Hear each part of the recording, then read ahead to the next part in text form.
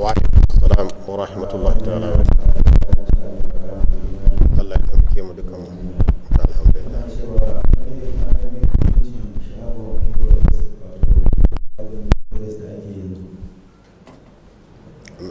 Me hukuncin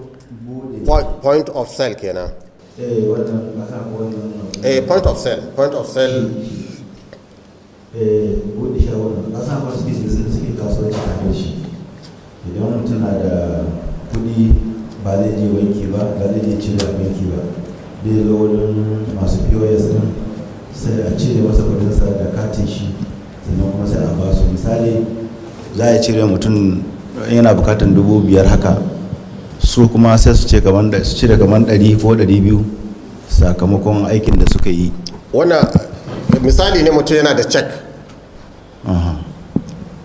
yana da check dubu daya check yana wurin da ba zai iya zuwa banki ba don wani abu ya shagalta shi sai ya ce ma wani zo in aike ka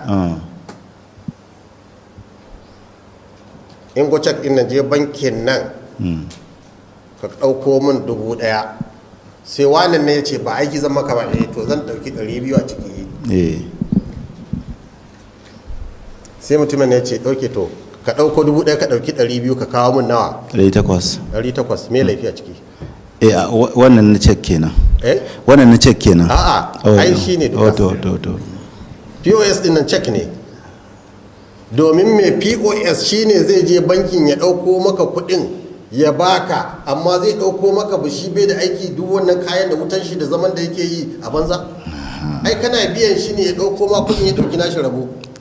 shi yasa na yi da cek don a gane haka ne so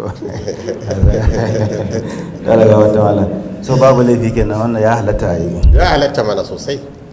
domin aiki yake sabis yake biya haka ne